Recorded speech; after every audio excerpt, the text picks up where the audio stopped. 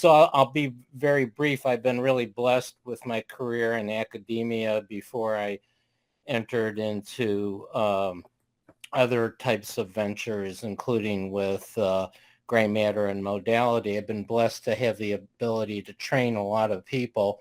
Last count over 65, including some residents who had some special attention with. But two of my outstanding trainees are on the call today. One, Carl Kieberts, who you know, and the other is Ray Dorsey. And they both have a lot in common, but I just want to concentrate first on Ray, who has really distinguished himself by being a visionary leader in academia, but he doesn't stay within his boundaries. And he also, and he doesn't stay within the traditional boundaries of academia. His interests span from clinical trials, where he's an accomplished clinical trialist, to epidemiology, which you'll hear more about today, to computer science, to economics, and even beyond. And most of the time he'll send me not just an article, but a book to read, or, something that, has caught his attention. So he's consumed a lot of my discretionary time, but at the same time, he's also expanded my horizons, and I really appreciate that. So I want to introduce Ray, who's going to be talking about Parkinson's disease and what he has done to not just measure Parkinson's disease, but to prevent Parkinson's disease. So Ray, it's all yours. Perfect. 30 minutes. How long do you want me to talk for? Yeah, maybe 30 minutes, and there will be Q&A, certainly. So we have something like 45 minutes. It's yours. It's your stage. Perfect. Let me just see if I can get this to... You can see my screen? Yep. Perfect. So Ira, thank you very much for the introduction. Delighted to be with you, David, and the AI team. And Carl and I were just speaking all of like an hour ago, if that. So I'm going to speak to you a little about 15 minutes about preventing Parkinson's disease, and about 15 minutes about measuring it with digital tools, with the idea of one, well, maybe we can never get Parkinson's disease in the first place, and then two, for those who already have it, can we evaluate new therapies more efficiently? So first, on preventing Parkinson's. So most of you know the first major description of Parkinson's disease was in 1817 by Dr. James Parkinson. He was a 61-year-old surgeon and been practicing medicine for about 30 years.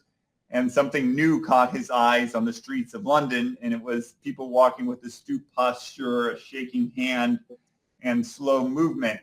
And he said, I'm describing something that's rare and something that's not been classified in medical literature before. And the disease, which was later named after him, was described at the height of the Industrial Revolution and in its capital.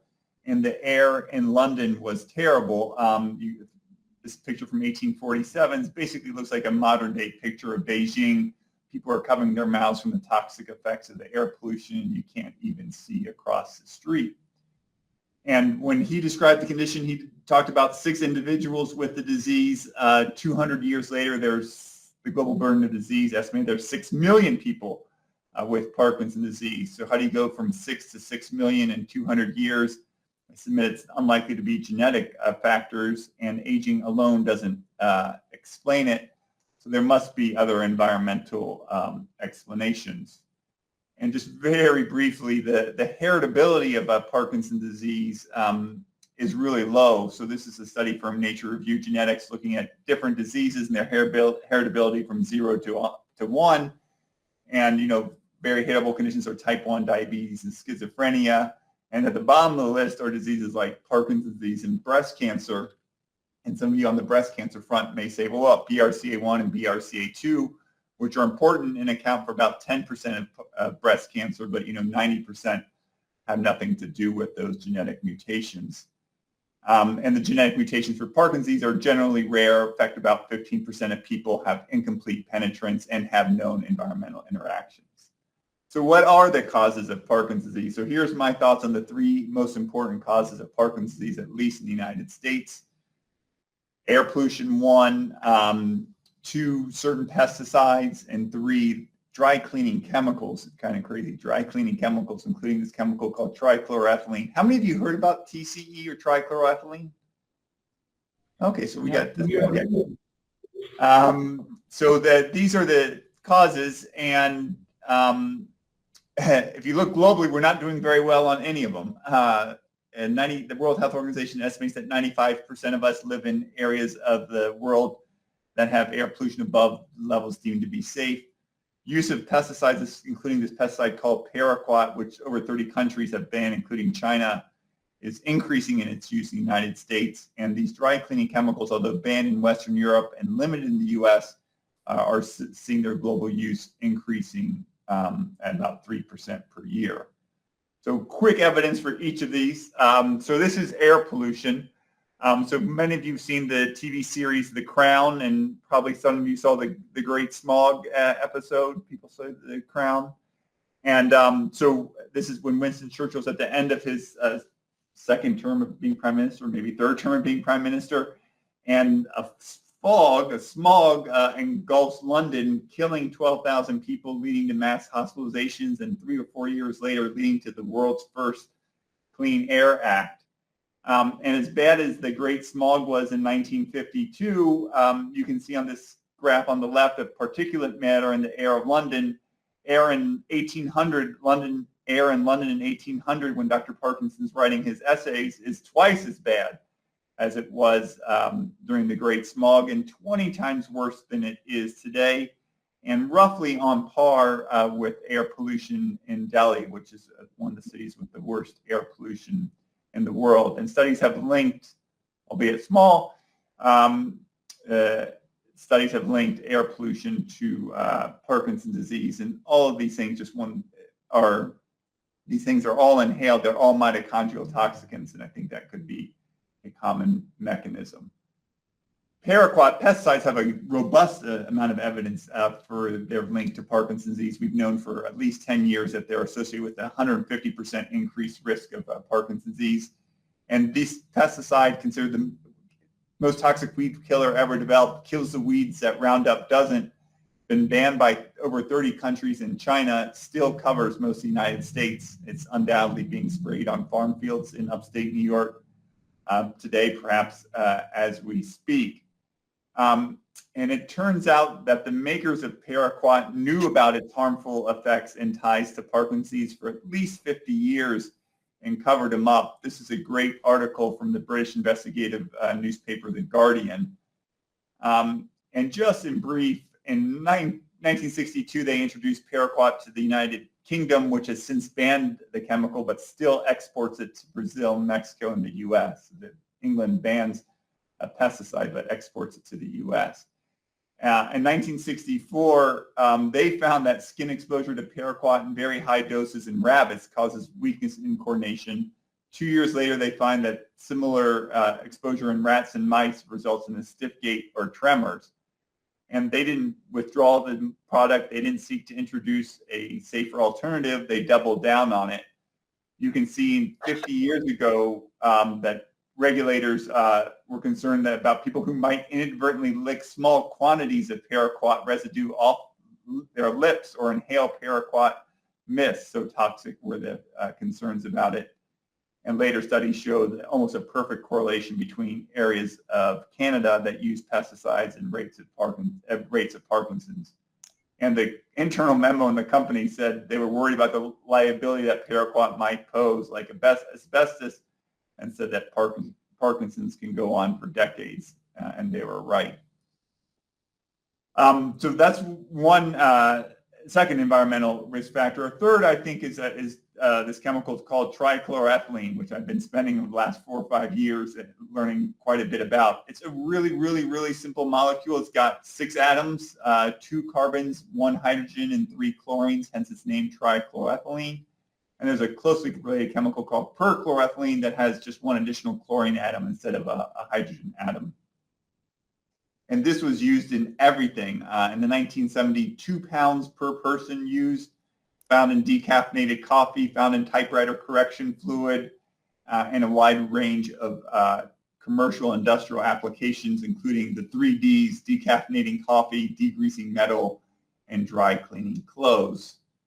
And research done by our colleagues, Dr. Caroline Tanner and Sam Goldman, who are now at UC San Francisco, looked at twins and found that twins who either worked or had hobby exposure to these chemicals had a 500% increased risk of developing Parkinson's disease.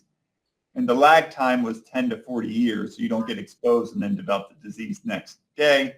Like smoking and lung cancer, there's a lag time between it. And they were concerned about its widespread use, signaling that the potential public health implications are substantial, and I think they were exactly right. And it also causes cancer, so this is a known, World Health Organization says it's carcinogenic to humans, and especially linked to liver, renal cell carcinoma, non-Hodgkin's lymphoma, prostate cancer, multiple myeloma, likely breast, likely brain, and other cancers as well. And I said it was ubiquitous because it was. I mean, it was. These are the occupations that are been associated with it, associated with its use. Estimated in the 1970s, 10 million Americans worked with the compound. In the United Kingdom, 1 in 12 workers worked with it. And you can see the wide range of consumer and industry uses. So you don't have to work with it to be exposed to it, unfortunately. It contaminates the United States up to 30% of groundwater in the United States. I think in the mid-'80s, a third of American cities had TCE in their water supply. And people, the good stories is sometimes it just leaks from leaky pipes. Bad stories is people inadvertently or inappropriately dispose of the chemical. It leaches through the soil, goes into the groundwater, and forms underground rivers or plumes. And then TC is very volatile, hence its use in dry cleaning, and it can evaporate like radon evaporates from the soil and enter people's homes, schools, and workplaces through a process called vapor intrusion. And people can be breathing the chemical in their indoor air and never know it, and can be doing it for years.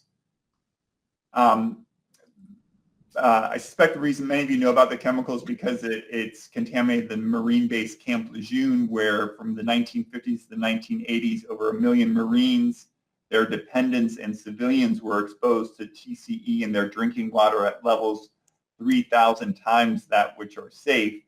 And this has caused miscarriages, birth defects, cancer, and likely Parkinson's disease in this community. It's also contaminated sites everywhere. I don't know if any of you read the book or seen the movie A Civil Action, starring John Travolta in the 1990s. It's about a town called Woburn, Massachusetts, which had its drinking water contained with TCE in the 1970s, leading to a large cluster of children developing and dying from leukemia. In I think maybe in the early 2000s, Dan Fagan wrote a Pulitzer Prize-winning book on Toms River, New Jersey, another community contaminated with TCE, leading to cancer in children. Despite all this, TCE remains in use today.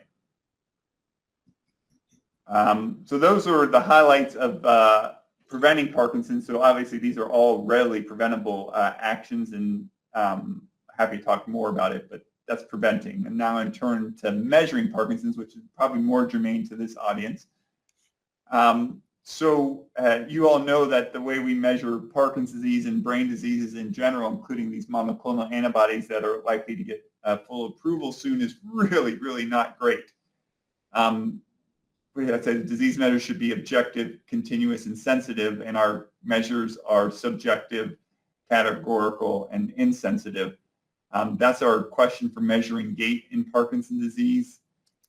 It could take years from someone to go from having mildly impaired gait to having moderately impaired gait, and Carl, Ira, and I might disagree about what's light and what's mild.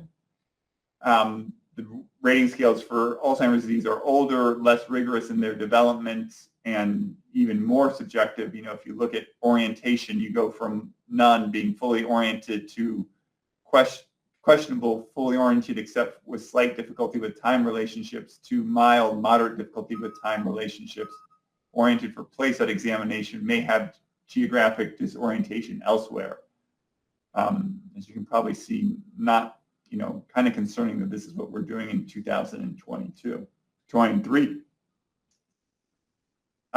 Fortunately, digital measures are increasingly being adopted in neurology clinical trials. This is a paper from earlier this year from NPJ Digital Medicine showing increasing adoption of digital measures in neurology clinical trials, most prominently in Parkinson's disease trials, and my guess is we're going to see this only continue in the years to come.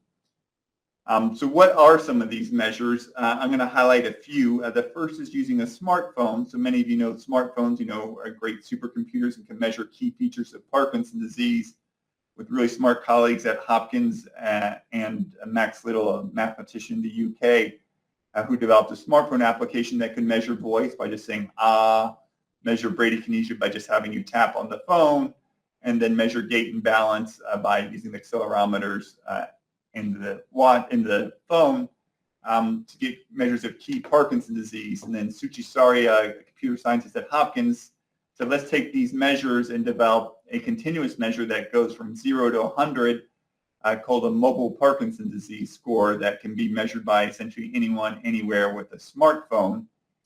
And you can see that when you do this, you can see good response to medication. So yellow is the mobile Parkinson's disease score. Higher scores are worse before they take levodopa, and the triangles are the scores after they take levodopa.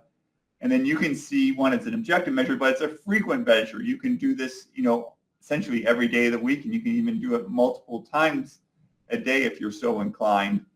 In a traditional clinical trial in graph B, you might get 3 data points over 6 months. In this study, we got 150 data points over 6 months, and you get a much better sense of the significant variability, inter-day variability in the symptoms, and a much clearer perspective on how Parkinson's is relatively stable in that one individual. So that's a smartphone. So if you have a smartphone, can you do it with a smartwatch? And Dr. Jamie Adams, like the next generation of Parkinson's experts, helped lead the study with me, evaluating a smartphone and a smartwatch in 82 individuals with early untreated Parkinson's disease that were recruited from 17 sites across the country, and compared the assessments and passive monitoring from those devices to 50 age-matched controls. And you can see those baseline characteristics in the upper right. Importantly, this study was sponsored by pharmaceutical companies, done with input from the FDA and the Critical Path Institute, and incorporated qualitative interviews with the research participants, asking them which digital measures were most important to them. And so these are just some from a recent paper that actually just came out, so it's no longer in press, showing, for example, that the smartwatch could identify decreased arm swing in individuals with early Parkinson's disease compared to age-matched controls. And you can see the magnitude of difference is pretty large in graph A, and that these measures appear to correlate with measures of gait using traditional rating scales, that the higher, worse scores on gait are associated with decreased arm swing, granted a larger degree of overlap. And then you can also look at measures of tapping, and finger tapping speed is decreased in individuals with Parkinson's disease versus individuals who don't have the disease. You can measure tremor, which I think is obviously a great thing to do with a watch, and you can quantify what portion of the day people have tremor. And I think in this study with early untreated Parkinson's disease, people within the first 2 years of diagnosis, I think 14% of their day, they had tremor, which is obviously much more than controls. And then you can see that these measures of tremor correlate with measures of tremor as using traditional rating scales, and I think that's a quite nice degree of correlation. And then you can obviously measure voice, and the pitch range of people with Parkinson's disease is much less than, with early Parkinson's disease is much less than controls. Again, significant amount of overlap, but highly significant results. So that's a smartphone, a smartwatch. How about measuring people in their home with entirely passive measures? So this is work really led by Dr. Dina Katabi, a super smart computer scientist at MIT, who developed this radio wave device that goes in people's homes. And instead of sonar, which emits sound waves that reflect off objects, this device emits radio waves that reflect objects that have water, and then can detect things like how many people are in the room, how fast people walk, the path by which people walk, how many times they go to the bathroom, how many times they wake up at sleep, and even stages of sleep. And the question is, if you can do all this, can you measure the severity of Parkinson's disease in the home with a person wearing no device, and this being an entirely passive measure? And it turns out in a series of papers, one, Nature Medicine, when she looked at nocturnal breathing signals to identify people with Parkinson's disease, and this paper in Science Translational Medicine from last year, you can really measure things that are quite novel. So it suggested you can measure gait, and since people are walking around a lot at home, you get lots of data. So this was data from 34 individuals with Parkinson's disease and 16 controls who didn't have Parkinson's disease. We followed them for up to a year, and we collected over 200,000 measures of gait speed. And so I think they had to be walking in the home, I think, for either at least 5 meters or 5 seconds. And if you know how far they've walked and you know how over what period of time they've walked, you can calculate the speed with which they walk. And you can do that. And it turns out that individuals, the slower they walk, their in-home gait speed on the y-axis, the slower they walk is correlated with higher or worse scores on the MDS-UPDRS. Again, highly significant results in a high degree of correlation. Similarly, their in-home gait speed correlates with measures, the motor examination on the MDS-UPDRS. These individuals with scores of 0 are largely the controls. In addition, you can see that individuals without Parkinson's disease walk much faster, about 0.83 meters per second versus 0.6 meters per second for somebody with Parkinson's disease. You can also see that the rate of decline among individuals without Parkinson's disease is much more modest than the rate of decline among individuals with the disease. And if you start to use gait speed as a measure of disease progression in Parkinson's disease, because you get so many more data points and a smaller standard error, you can reduce the sample sizes by a factor of 10 or more.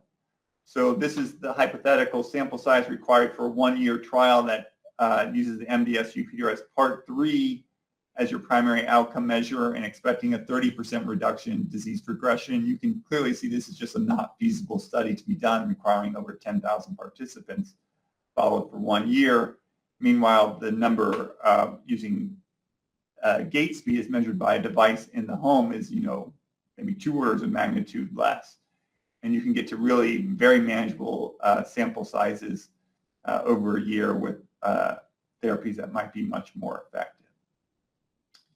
And the nice thing about gait speed is, and I think the digital measures, you want ones that have enormous face validity, that makes sense, that they are key measures of health.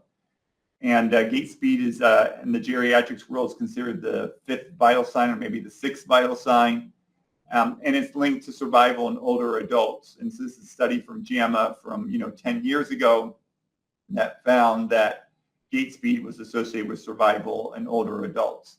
And gait speed is one measure. You could think about the same thing being done for activity and number of steps taken per day. But I think these are measures that, one, have enormous salience for people with Parkinson's disease, that clinicians and investigators can wrap their arms around, and that regulators and patients can also see as valuable. And then I think the last one was, this is exploratory work. We were a little crazy, as Ira suggested, and so we said, can we put a simple recording device around people, just wear this as a necklace, and record the number of words people speak per day and quantify that? And so, literally wearing a necklace that, is always recording, and it records all your conversations. It's when the car is listening to the radio, everything you have during the day. And with working with some really smart computer scientists here in an AI Cure, we were able to quantify in a highly preliminary pilot study that, controls speak about 12,900 words a day. People with mild cognitive impairment speak 8,100 words per day, and people with Parkinson's speak on the order of 6,800 words per day. A lot of variability, small study, but if number of steps taken per day is a measure of physical health, could the number of words spoken per day be a measure of cognitive health? And the last slide is that, can we in the future move from devices that are, so-called research grade to ones that we are using in everyday life? Rather than replicating existing scales, can we come up with novel measures that are perhaps more meaningful? Can we move from assessments that are active to those that are passive? Can we move from assessments that are episodic and done in the clinic to ones that are continuous, done in the real world? And can we move these from being applied to clinical trials to clinical care? And with that, I'll stop.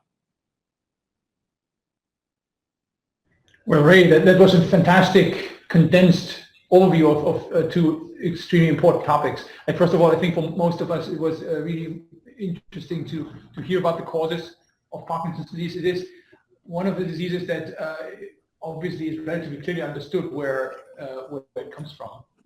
So that's good compared to some of the diseases like ALS, for example, where people are tapping in the dark on the root causes. So that is, I would think, very encouraging. Obviously, a lot of this has to be done in terms of policy and so on in order to regulate this. But then, of course, the second part was really important and very close to our hearts here.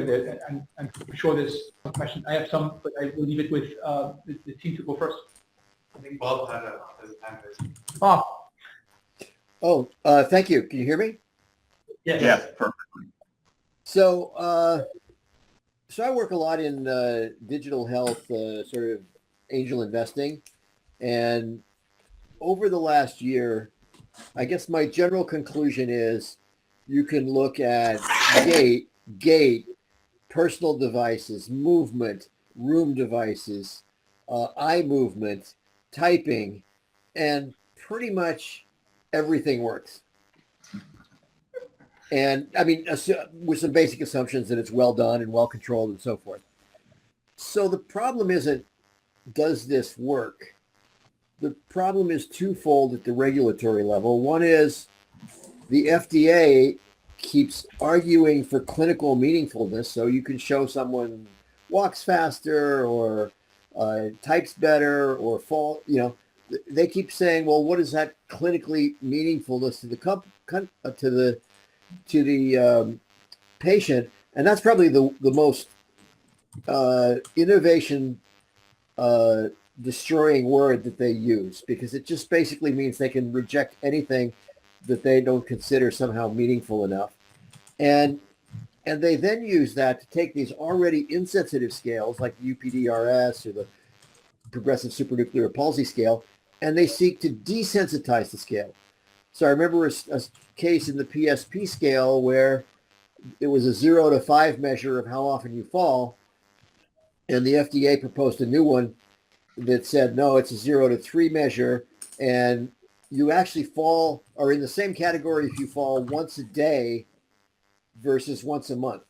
Now, how long a trial do you have to do before you progress in that? So it's kind of, everything works.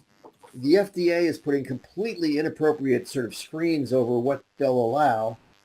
And really all of these things wind up being nothing more than something a pharma can use to inform themselves about whether a drug is working.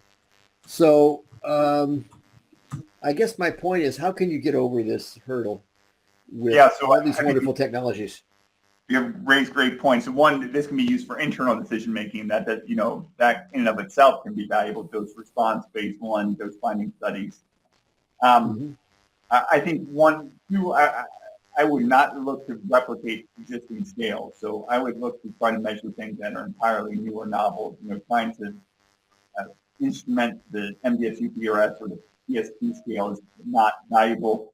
The FDA actually rejected Verily application to use a smartphone to replicate the MDS-UPDRS.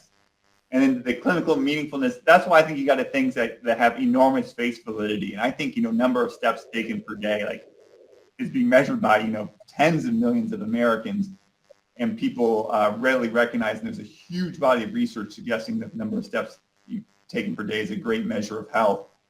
Even 4 or 5 years ago, there was a study looking at accelerometry units as a measure in a New England Journal of Medicine congestive heart failure trial. And Robert Temple, who Ira knows, I think he's still at the FDA, said, I don't know what an accelerometry unit is, but it's hard to argue that if you're more active with congestive heart failure, that's not a good thing. And so I think you need to think about, the FDA is not going to approve, I don't think, a new drug based on finger tapping or arm swing, but I think they could get their arms around, and they have approved a drug for MS based on gait speed, that they could get their arm, and they accepted gait speed, I think, as a digital measure for Duchenne's muscular dystrophy, or maybe the EMA does, and the FDA has accepted moderate vigorous physical activity for idiopathic pulmonary fibrosis. I think this thing kind of all opens up when a drug gets approved on one of these new digital measures. I think there's resistance from industry and a little bit from regulators, as you suggest, to do this. But I think if you get a measure that, you show a 20% increase in physical activity, number of steps taken per day in a study of, Parkinson's disease or congestive heart failure, I think it's going to be really hard to say that that's not meaningful. Yeah. Well, okay. Can I ask a quick question? Yes, please. So Ray, really nice talk. Thanks for the talk. I had a question about your study about the arm swing. Can you talk a little bit more about the task itself and how, what were the instructions to the participant? Because one of the reasons I'm asking is whether we can actually do that with front-facing cameras, like what we have here in modality. I'm just curious to see how that was done. I think that was done just watching them walk in clinic was how that was done. So I don't know if we had them doing the timed up and go or what. I think we just had them walking in clinic for that. And I think you can do this. One of our colleagues in computer science here is looking at video assessments of gait, and being able to differentiate people with Parkinson's or other diseases with that. So I think it's very amenable. That's what when I tend to bike to work, and when I'm biking, that's what I'm looking at. Is usually I go and in passing, I notice that someone's arm isn't swinging, so that tends to be what I look at or notice first. And the smartphone was in their hand when they were walking? So are you using put it in their pocket. In their pocket. Put it in their pocket. I see. Okay, thanks. Sylvia, you are muted, by the way. You need to unmute yourself, Sylvia. I can't unmute you. I think I put you on mute because there was some noise. Sylvia, you need to unmute. At the bottom, there's a red button to the left side with a microphone. Okay, got it. Thanks. Is there, you've got a correlation between Parkinson's and all these chemicals, but do you understand the causation? Is there any proof? Yeah, so this is great. So there's a great line from a Marine from Camp Lejeune. He goes, the benefit of the doubt should not go to the chemicals, should go to the people. So the best evidence is that you feed laboratory animals paraquat, and they develop the pathological and clinical features of Parkinson's disease. You feed laboratory animals trichloroethylene, they develop the clinical and pathological features of Parkinson's disease. TCE increases the activity of a protein called LRRK2 in Parkinson's disease, which is also increased in people who have a genetic cause of Parkinson's disease due to LRRK2 mutations. In addition, all these are mitochondrial toxicants. So the almost universal finding in Parkinson's disease is mitochondrial dysfunction. The genetic causes of Parkinson's disease cause mitochondrial dysfunction, and likely the environmental causes all cause mitochondrial dysfunction. And then,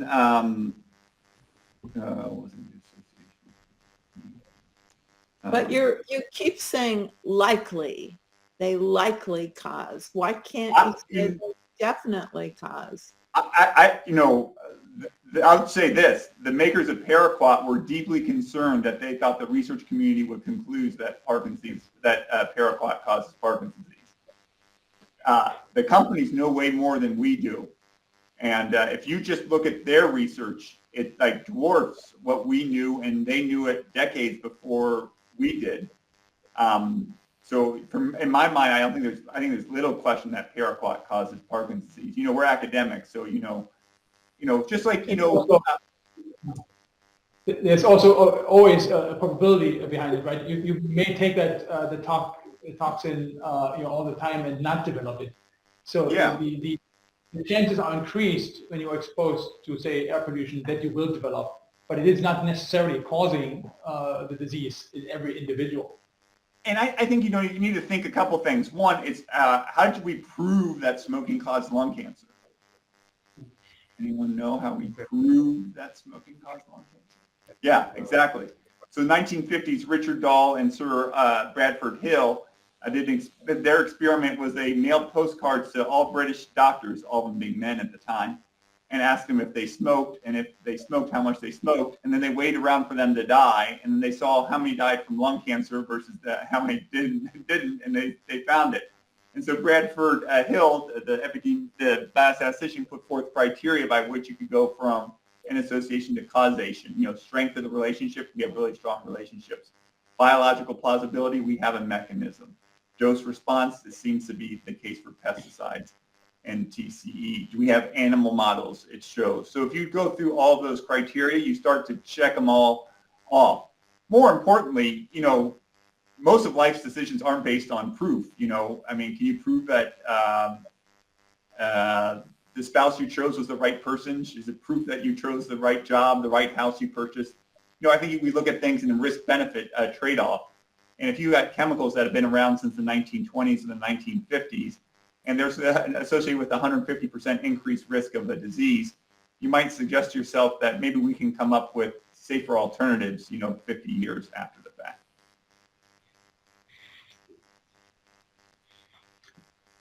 Really interesting. I'm surprised the companies don't, for avoidance of eventual liability, just withdraw the damn things. I think I wondered the same thing, and they voluntarily withdrew paraquat in Canada. I think they're concerned. I don't know. I'm a little surprised that they don't. TCE's been around since the 1920s. Just think to yourselves, would anyone fly in an airplane from the 1920s? Would anyone drive in a car from the 1920s? It's crazy. And there are companies that advertise safer alternatives. And its effects on cancer, as I said, that's proven. That's the, as far as we can get proof, the World Health Organization, Department of Health and Human Services, EPA, all says it causes cancer. So you're going to hear more about the chemical. Sorry, with the study that you mentioned about the words spoken daily being a novel digital measure, number of words spoken, have you or has the study looked at measures beyond just the number of words, the content, and other features? And can you talk a little bit about that? One thing about not knowing anything about computer science or epidemiology is you're not afraid to enter these new fields, and then you enter the fields and you find out exactly how hard they are. It was a ton of work to quantify the number of words spoken, because you had to filter out like the radio and the television and conversations to identify the right person. So all we've done so far is look at the actual number of words spoken. We haven't looked at the content of the speech or any other measures. There are a few studies that do that, largely in the clinic, largely from, just recording short conversations.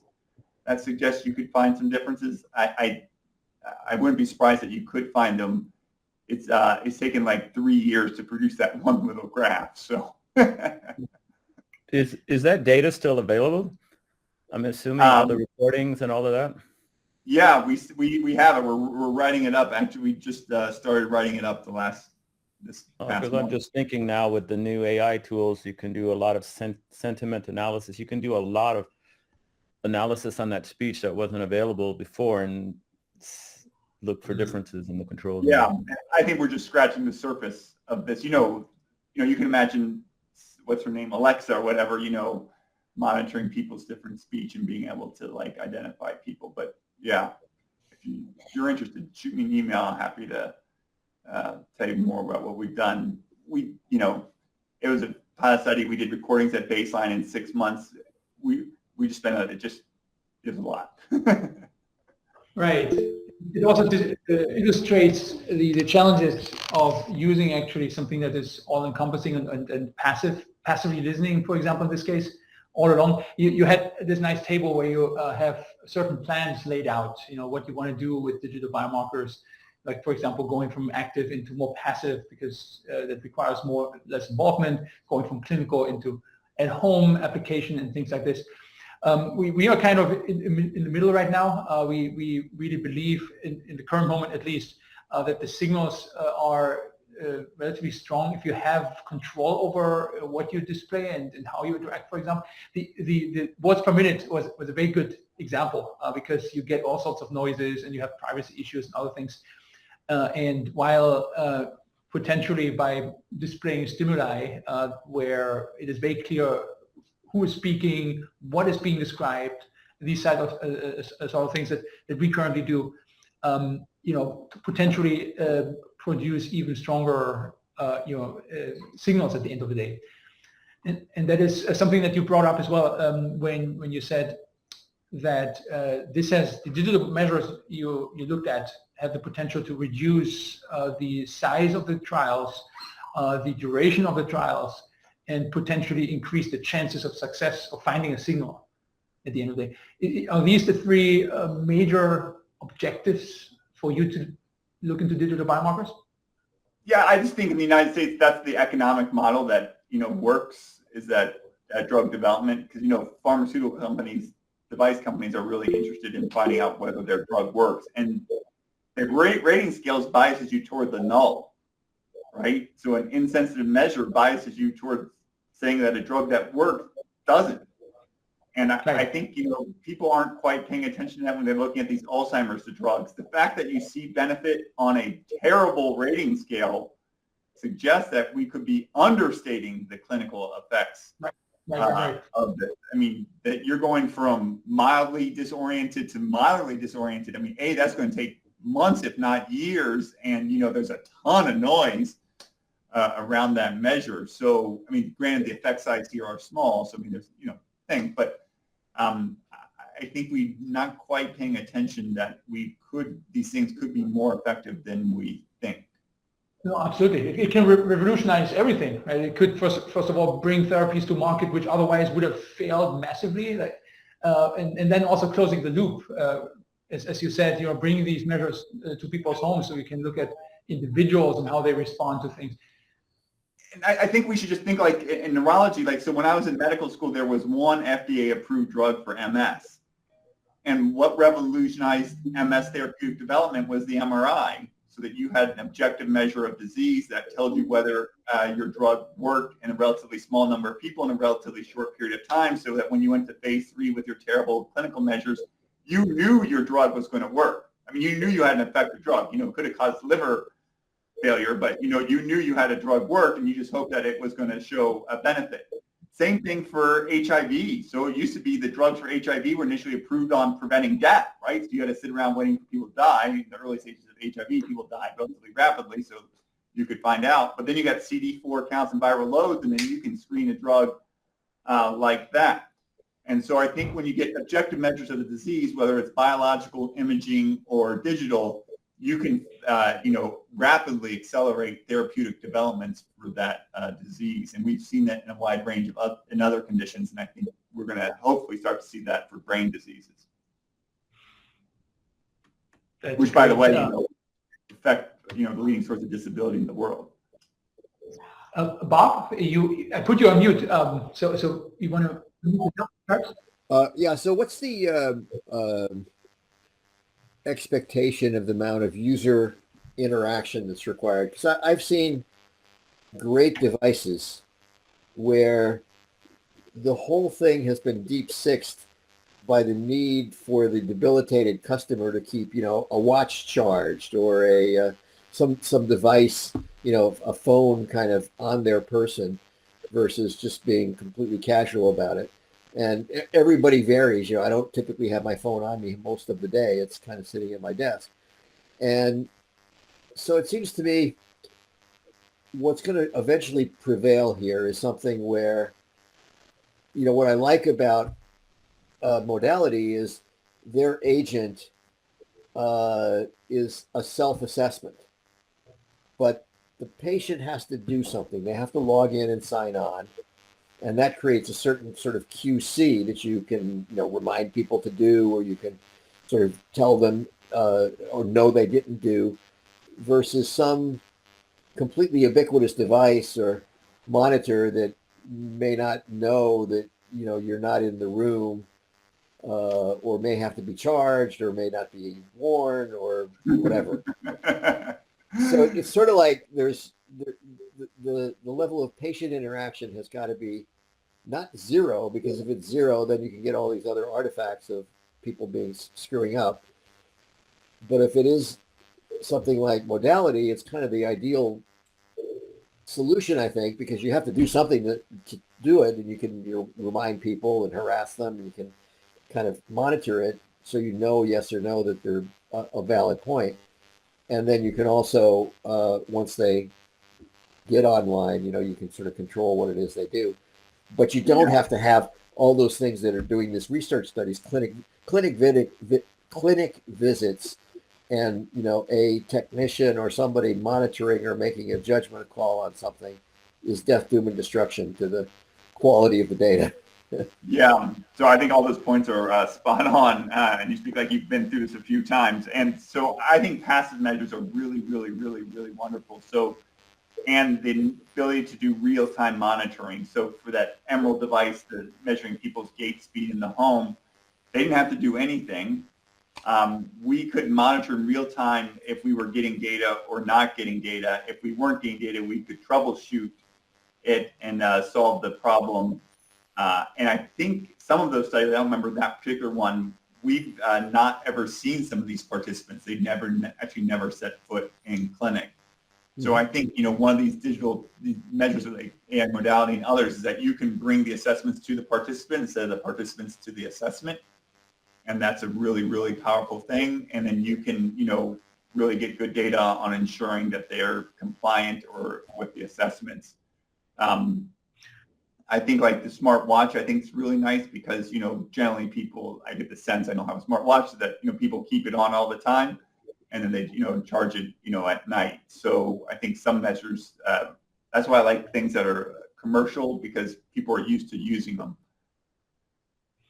Right. Now, and I think it's a great opportunity also for us to collaborate across, like specifically Dina Katabi, whom we mentioned with Emerald. We have now the chance to actually work with her on an interventional randomized control trial.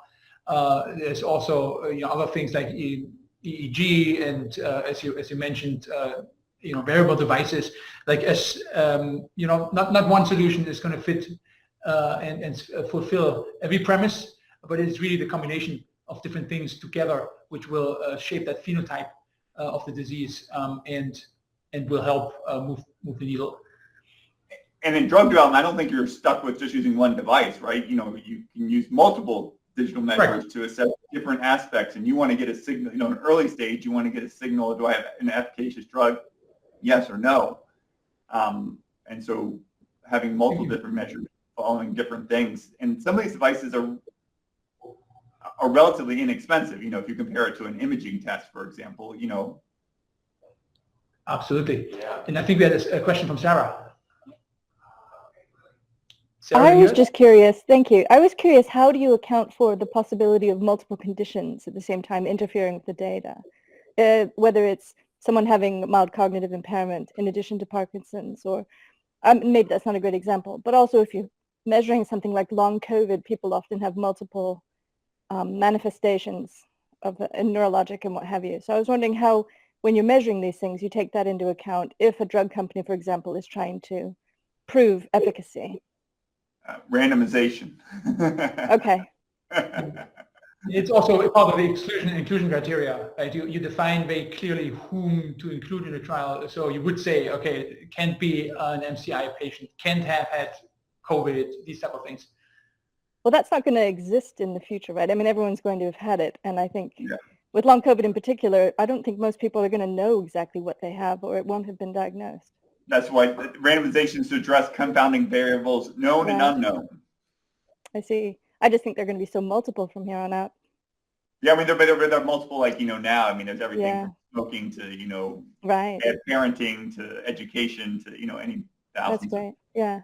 One last quick question. How do you account for different people being comfortable with privacy-related things? Yeah, terms of that's a great devices? one. We ask in most of our studies if there are concerns about privacy, and most, like for the Emerald, have been fairly fine with it. Obviously, there's huge selection bias. I think people with disease have a much different view of privacy than people without disease. And their risk tolerance and willingness to put up with stuff is Understood. different. Thank you. Thank you. Well, brilliant. Any other final question for Ray? So that was fantastic. Thank you so much for the time you spent with us. And really, Parkinson's disease is the major disease area in which we are investing. Also, thanks to, of course, Ira joining us as Chief Medical Officer, as the Parkinson's expert, and his gray matter technology and the prop that is now integrated with us. So thank you, Ray, for taking this time and bringing this larger perspective to the company. Any word, Ira, you want to? No, I just, we could go on and talk for a long time, but I want to share. I want to thank Ray for sharing this, and I'm sure there'll be other opportunities down the line to get updates in terms of what's going on. So this is a really good baseline for us, both in terms of Ray sharing what he's doing, but also we sharing what's going on at Modality. That's a nice opportunity in the near term.